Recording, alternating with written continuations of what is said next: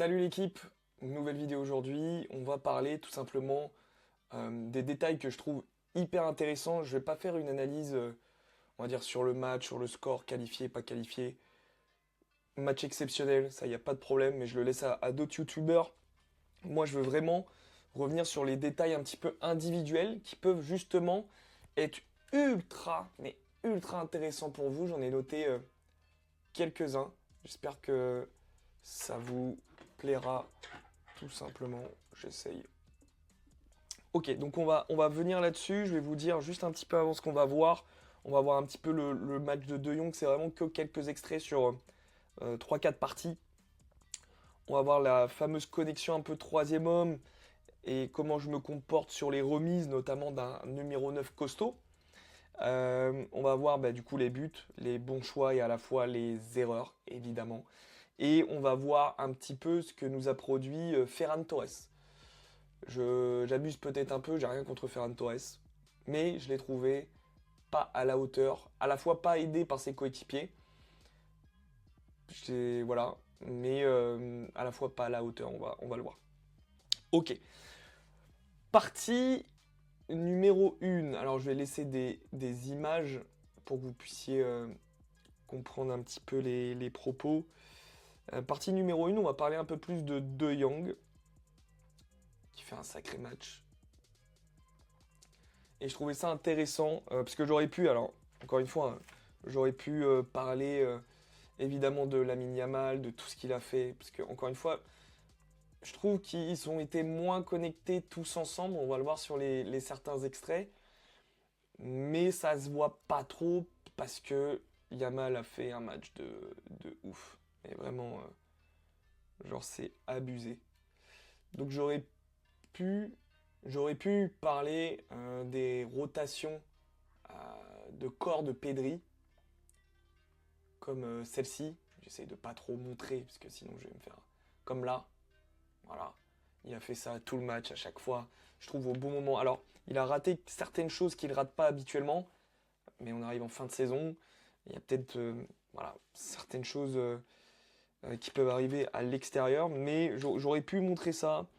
Je peux aussi, j'aurais pu aussi montrer euh, ce genre de moment aussi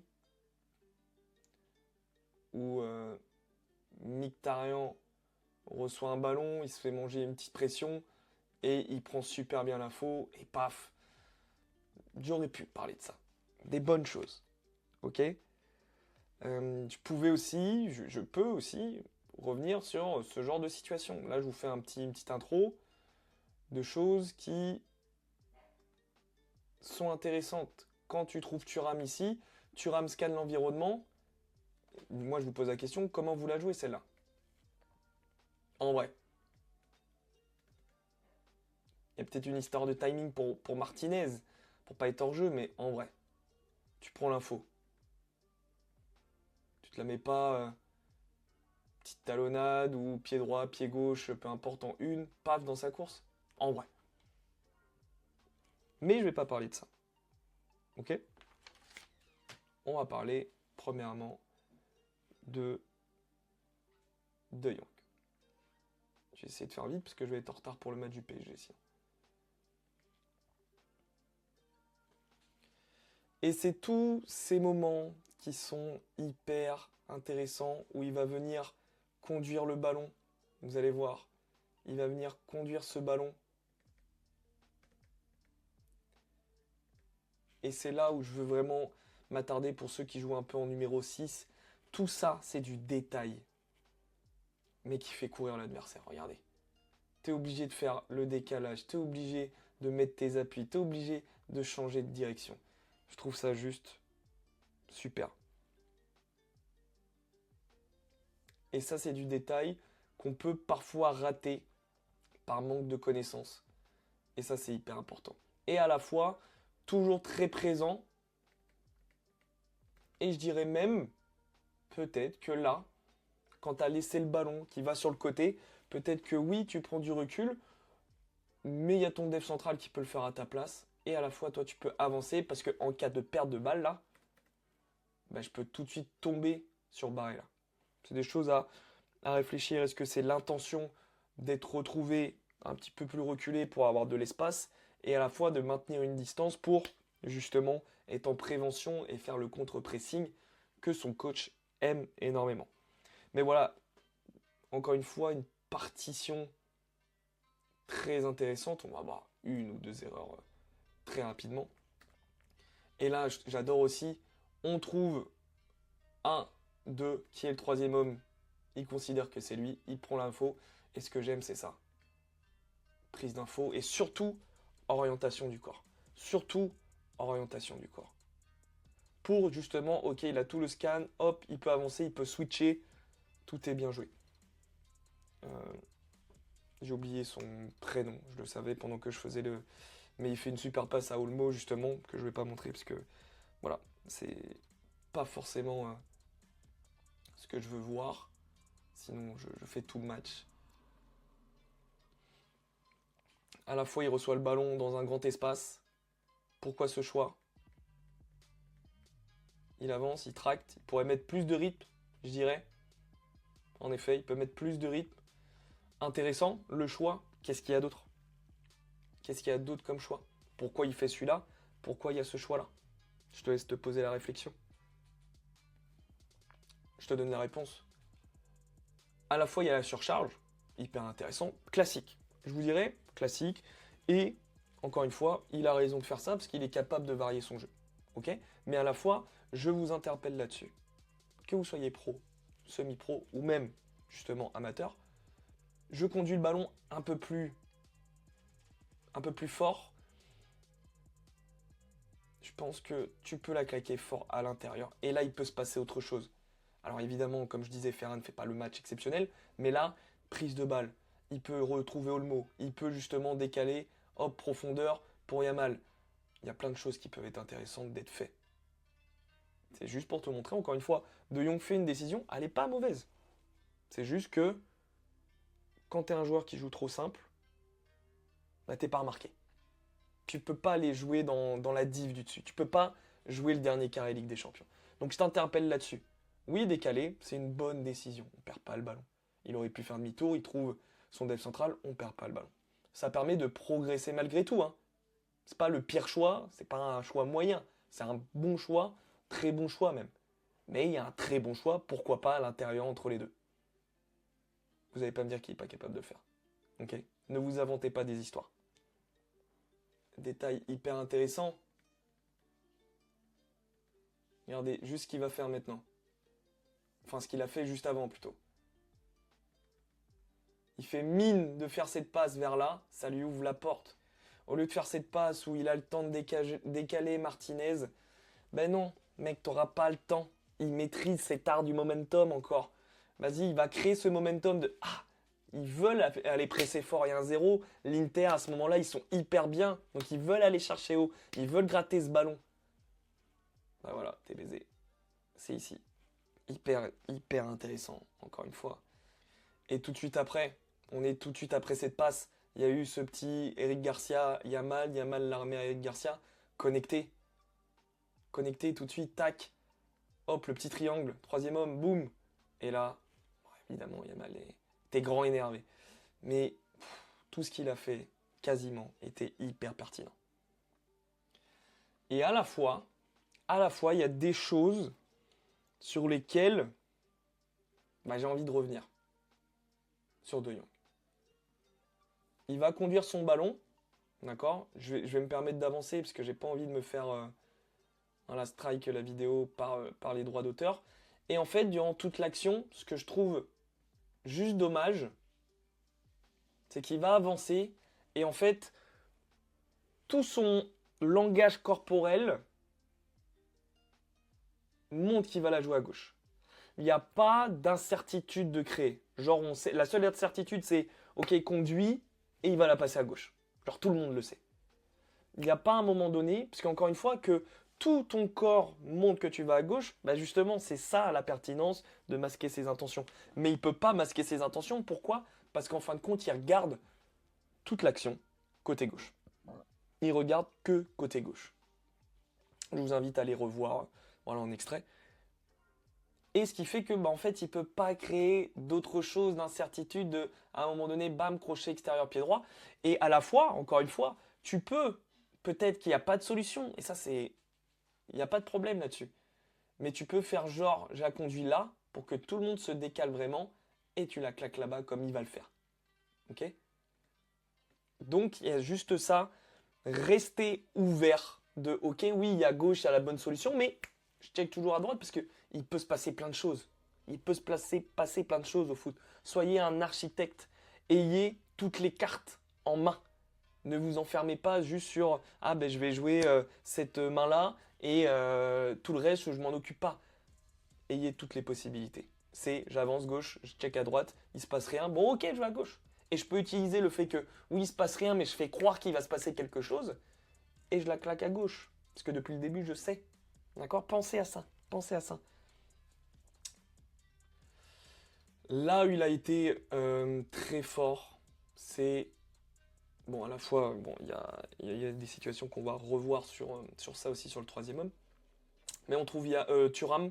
Thuram trouve Barella. Inigo Martinez va sortir sur Barella. Koubarsi va devoir suivre, justement, va devoir suivre Thuram. Et vous le voyez déjà. C'est que là, De Jong, tout ce qu'il a fait durant tout le match, et ça, c'est boucher les trous. Alors, encore une fois, la passe n'est pas réussie, parce qu'elle est réussie, il ne la touche pas de la tête comme il l'a fait là, et du coup, ça crée une situation pour Lautaro 1 contre 1 contre De Jong qui sera malgré tout là. Le taf du milieu def. De voir, ok, mon def sort, est-ce que l'autre def va couvrir sa sortie, ou est-ce que c'est à moi de couvrir sa sortie? L'autre def couvre sa sortie, comme ici, Koubarsi, je dois couvrir ce deuxième def, justement. Il a été hyper fort là-dessus. Hyper fort là-dessus. Et à la fois ici, hyper mal joué. Parce qu'il va tenter une protection de balle qui va pas être bonne. Parce que justement, il va mal protéger son ballon. Il va mal justement se positionner. Parce qu'il va regarder Thuram venir. Et le truc que je trouve intéressant de dire, c'est qu'il y a peut-être une perte de priorité de oui, il y a Thuram, en vrai, il n'a pas besoin de le regarder pour protéger son ballon. Et là, à ce moment-là, je ne sais pas pourquoi il regarde, ce qui fait qu'il perd un peu la vision du ballon et comment se positionner par rapport à lui, ce qui permet à Thuram d'intervenir.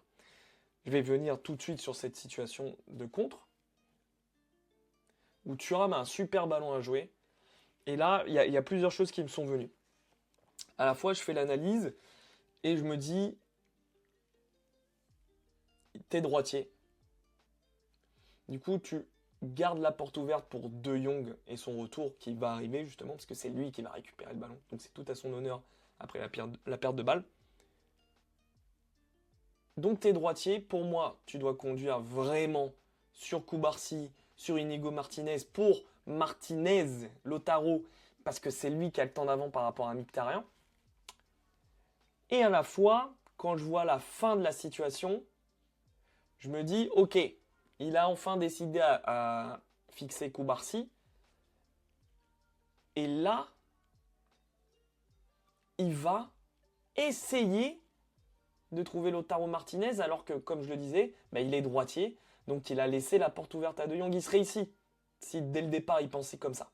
Si dès le départ il pensait, je suis droitier, Lautaro a un temps d'avance, je vais aller fixer le 5, le 2 tout de suite, pour donner le temps d'avance à Lautaro. Et à la fois, il est ici, en fixant Koubarsi, en l'emmenant là, il peut toujours trouver Mkhitaryan, justement sur là, la fin de situation. Il a décidé ça, ok, pas de problème. Il va chercher là.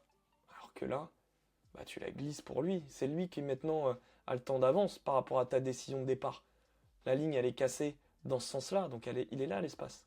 Donc très dommage. Et je trouve à ce niveau-là, décider aussi mal, je trouve ça assez grave. Malgré le bon match qu'il fait, il fait un super match encore une fois. Mais 3 contre 3, tu peux mieux le jouer. Tu peux mieux le jouer. Situation intéressante. Pourquoi ici, De Jong va décider de la claquer sur Olmo? Pourquoi? Je dis, il faut tracter le ballon, il a de l'espace, etc. Pourquoi? Une histoire de contexte. Il y a 2-0 pour le Barça, peut-être qu'il garde le ballon, il le tracte, il fait un peu traîner l'action. Il y a 2-0, du coup la décision. Pourquoi il ne conduit pas le ballon?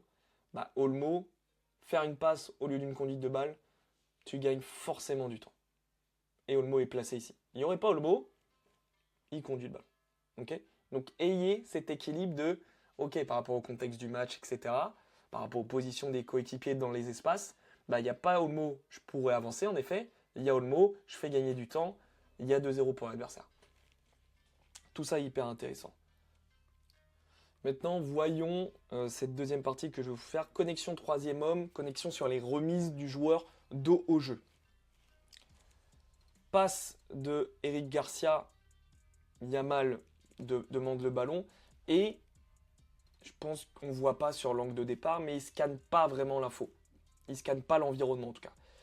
Pas de scan de l'environnement de Yamal, donc il va finir mal connecté à Ferran Torres. L'une des rares fois où il se trouve en bonne position. Ensuite, là, ce qui fait le jeu du Barça, c'est que Ferran joue bien le coup aussi.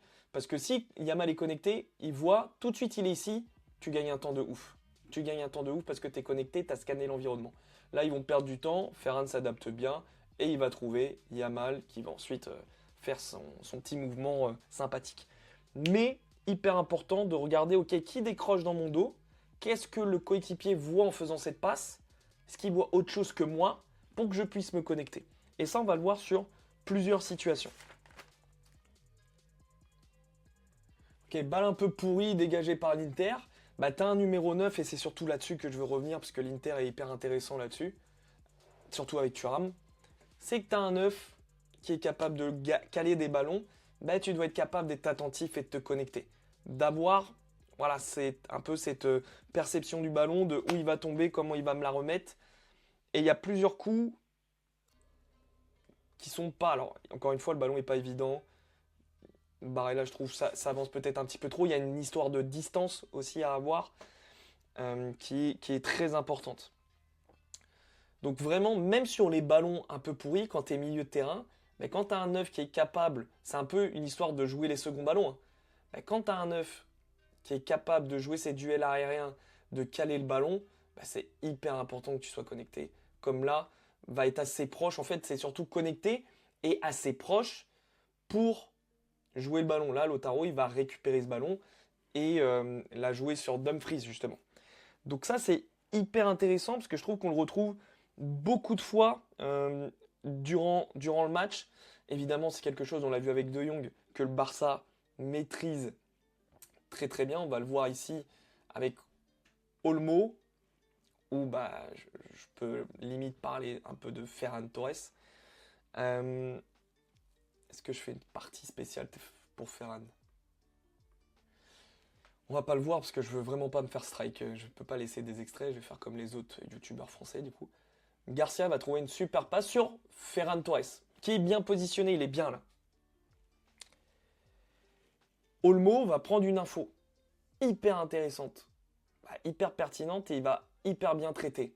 Il va s'orienter parce qu'il a vu, il s'oriente du coup pour Ferran pour être en troisième homme.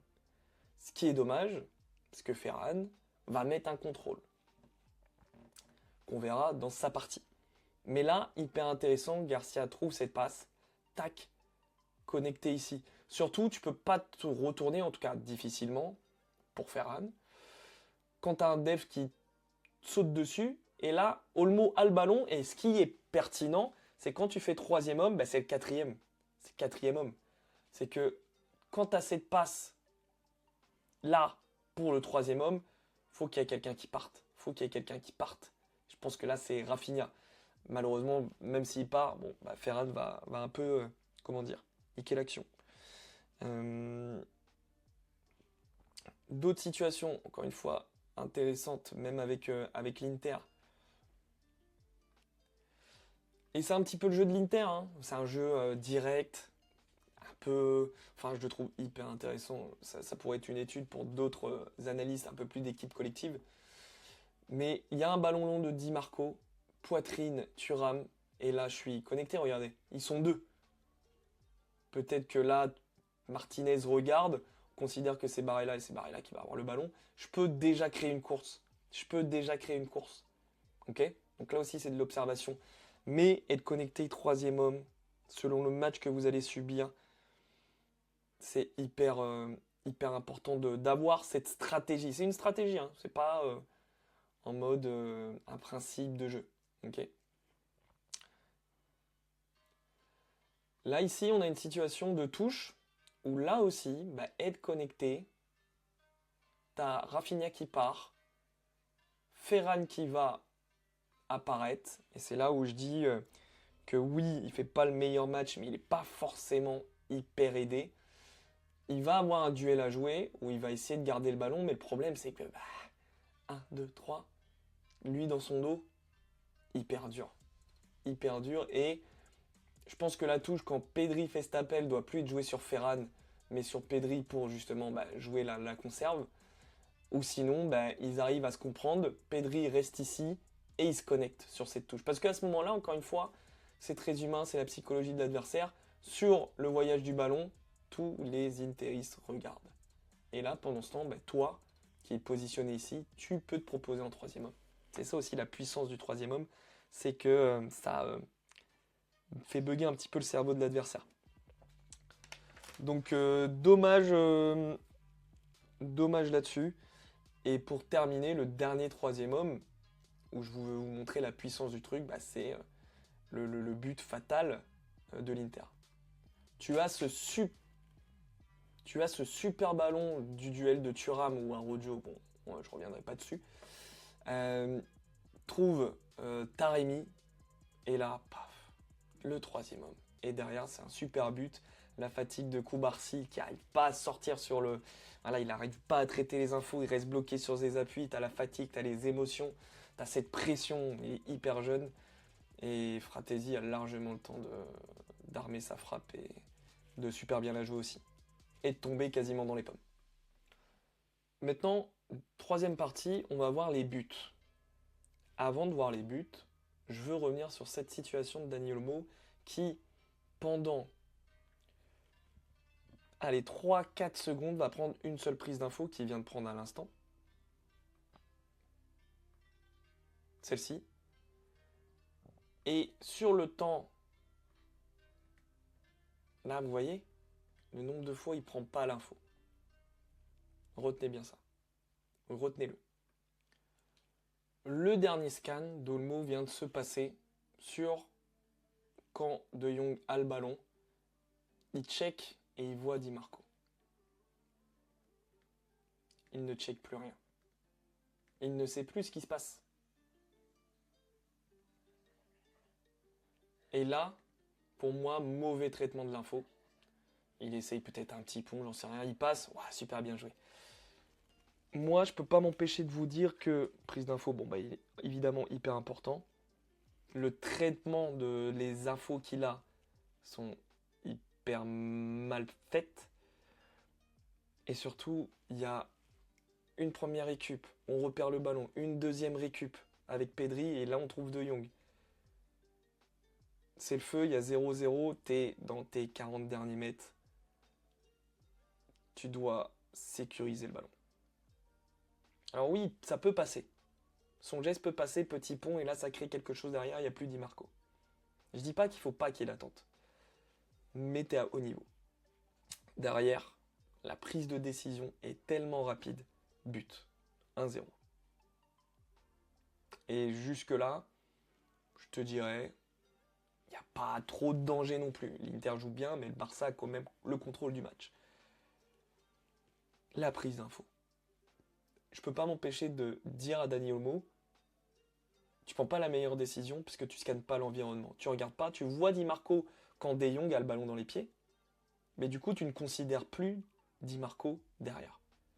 Sur le temps de passe, tu le check encore une fois parce que tu sais que c'est lui, tu l'as vu un tout petit peu venir. Tu fais pas ça. Tu remets à De Jong, ça fait sortir Di Marco, on trouve Eric Garcia. Prise d'info. Prise d'info. Je dois le redire. Prise d'info. on va avoir le deuxième but de l'Inter. But de l'Inter, je ne vais pas revenir sur l'erreur cette fois-ci, parce que c'est... j'ai oublié son prénom, alors que du coup il fait une erreur et il se rattrape bien en deuxième mi-temps, parce qu'il claque 2 passes D quand même, limite 3. Mais Eric Garcia et Yann Sommer en décideront autrement. Récupération, c'est un tout petit peu contré par Pedri, le ballon se dirigeait vers là, et Mkhitaryan reçoit le ballon. Et c'est là où c'est du très très haut niveau, c'est que Mkhitaryan il va pas s'embêter à faire un contrôle, et là regardez ce qui se passe. C'est qu'il regarde depuis le début. Il regarde depuis le début. C'est comme je vous disais dans la dernière vidéo, c'est pour ça Olmo sur la première situation que je vous montre, c'est il prend pas l'info, mais il n'y a pas de danger, parce que peut-être qu'il a une meilleure carte mentale à ce moment-là. Une meilleure carte du terrain et du positionnement. Là, Mkhitaryan, il a toutes les infos. Il sait que Martinez est devant lui. Il a juste à la mettre dans cet espace parce qu'il sait que Eric Garcia est monté. Il sait que l'espace le plus logique est là. Il y en a, il la claque sur. Parce qu'ils ont mal vu, ils ont une mauvaise perception. Ils ont peut-être un œil moteur droit. Et du coup, ils ne voient pas Martinez. Donc il y en a, ils claquent sur Thuram peut-être. Mais pas à ce niveau-là. Et ça se paye cash à nouveau. 2-0. Et c'est fou parce que c'est contré. Et il sait déjà en une touche, il la met. C'est génial, moi j'adore. Et je vais venir juste sur ce dernier but, celui du Barça de l'égalisation. Puisqu'on a vu sur le troisième homme celui de Fratesi. J'ai pas envie de faire trop mal aux Barcelonais qui suivent. Interdit. Centre. Olmo. Alors oui, Mkhitaryan, il cède la responsabilité du marquage d'Olmo. Il la cède. À Augusto, je crois, il s'appelle. Mais interdit. À un moment donné, faut... Là, tu vois, pour moi, c'est un manque de responsabilité. Alors, c'est facile à dire. Hein. Il y a la fatigue, les gars, il y a la 60e, il fait un très bon match. Très, très bon match, même. Je ne pensais pas qu'il avait un tel niveau, d'ailleurs. Parce qu'il ne faut pas oublier que c'est un peu un ailier de base. Je trouve hyper bien reconverti. Mais c'est interdit, gars. Interdit. Tu peux être au duel et perdre le duel contre Dani Olmo de la tête. Ça, encore une fois, duel de la tête, faut que tu sois costaud, c'est de l'individuel pur, tu vois. C'est du timing, c'est du physique. Mais là, sur la prise de décision, je te parle, c'est interdit parce qu'il se retrouve tout seul. Et hier, je voyais pas que Mkhitaryan cédait la responsabilité à Augusto, qui est pas du tout concerné. Augusto, il va bien rester là. Il va bien rester là. Donc, ouais, pour moi, clairement, interdit. Retenez bien, interdit. Prends tes responsabilités, il y a le joueur, compte pas sur les autres. T'as un gros match, il y a 2-1. Tu relances l'équipe parce que tu prends pas tes responsabilités. Et je vais faire une petite pause parce que je vais aller voir la deuxième demi-finale, Paris-Arsenal. Donc cette vidéo sortira après ce match, donc on verra la dernière partie, normalement, si j'ai rien oublié d'autre, tac tac, sur justement le fameux match de Ferran Torres. L'objectif, c'est pas de lui taper dessus, c'est juste de vous montrer que y a des meilleures choses à faire dans tes prises de décision et dans tes mouvements, en tant qu'attaquant. Ok, suite de la vidéo, après la belle qualification du Paris Saint-Germain en finale de Ligue des Champions, je préfère vous le dire. Donc voyons la quatrième partie sur justement Ferran Torres.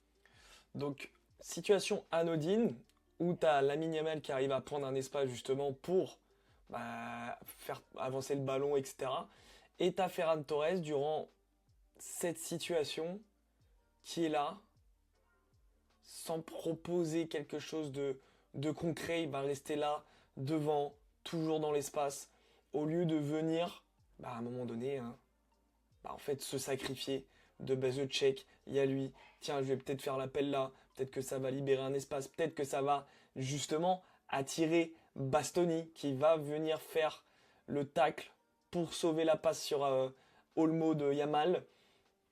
Ça, c'est une première chose qui met la puce à l'oreille de... Il manque quand même quelques trucs là de Ferran Torres. En plus d'être absent, il manque un peu de foot. Et on va le voir sur l'autre situation. Où, comme je disais, c'était la fameuse histoire de troisième homme où Olmo se connecte bien. Et là, problème, il met un contrôle. Tu veux mettre le contrôle, pas de problème, tu vas dans cet espace-là. 1, 2, 3, 4. Tu veux jouer petit, ok, c'est du une touche, c'est du rapide, c'est du petit espace. Tu veux pas faire le une touche, tu veux mettre un contrôle. Mec, tu vas dans cet espace. Tu retrouves peut-être Pedri. Mais non. Du coup, on va dans ce sens-là, on va dans le fermé, et après il s'étonne, et il fait des grands gestes d'humeur, comme quoi il se comprend pas avec Olmo. Gars,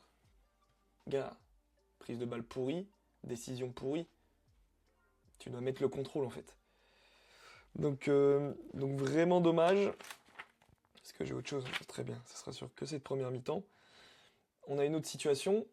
Principe, messieurs, des 3 zones, des 3 rôles que l'on a vus sur la chaîne. Je crois que c'est à nouveau Dani Olmo qui va porter le ballon vers l'avant dans un espace qui va se faire un peu réduire par Di Marco qui revient très très fort. Et là, principe des 3 rôles, des 3 zones. Tu sais que ton coéquipier, alors, il aurait pu avancer, etc., mais il va se faire presser. Rien ne t'empêche malgré tout de venir décrocher. De venir proposer cette solution pour être trouvé dans cette grande zone libre, ou sinon, bah super, ça libère, tu fais appel contre appel. Tu fais appel contre appel, ça fait sortir, justement, je crois que c'est à Serbie, ça fait sortir à Serbie, ou ça fait, tac, l'appel ici, ça capte l'intention de l'autre défenseur, il peut la claquer là pour finir. Encore une fois. Et là, il reste trop spectateur, il regarde ce qui se passe. Et il y a trop de fois, sur trop de situations, où il reste spectateur. Mais pour faire passer un tout petit peu la pilule, je peux être d'accord pour dire, oui, sur certaines situations, eh ben, il n'est pas aidé. Parce que Ferran Torres, même si c'est un bon joueur, c'est pas le talent Lamine Yamal. D'accord? C'est pas non plus Rafinha que je trouve pas exceptionnel non plus en ce moment. Mais il y a des situations où en effet on aurait pu l'aider un peu mieux. Attendez. Et toute dernière situation pour montrer un petit peu, moi je trouve son niveau en dessous. Alors il n'est pas aidé, certes Pedri lui met un ballon, alors encore une fois il la demande. Donc ils peuvent réaliser un 1-2, c'est la seule solution qu'il a. Parce que derrière il n'y a pas de... Je me connecte pas, il n'y a pas d'appel en profondeur, il se passe rien, tout le monde est spectateur. Par contre, bah, t'es joueur pro quoi. Tout le monde sera pas toujours là, tout le monde sera pas toujours au taquet sur chaque action. C'est à toi d'être solide. C'est à toi d'être bien positionné sur les appuis, c'est à toi de savoir, il n'y a personne, donc je dois déjà organiser mon corps pour être solide sur mes appuis. Donc voilà pour tout simplement cette vidéo. Donc vraiment 4 parties qui je pense sont intéressantes pour les milieux, pour vos prises de décision, pour cet aspect un peu stratégie de 3e homme, plus le 4e, j'en ai parlé brièvement, et un peu quand tu es offensif, tes prises de décision sont très importantes. Voilà, je vous laisse avec ça l'équipe, et puis on se revoit très très vite. N'hésitez pas à commenter s'il y a des choses que vous voulez voir, j'ai plus parlé du Barça, un petit peu de l'Inter malgré tout, s'il y a des choses qui vous intéressent de d'autres joueurs, d'autres équipes. Je regardais la caméra alors que je l'utilise pas. Bon, c'est pas grave. Allez, bonne soirée.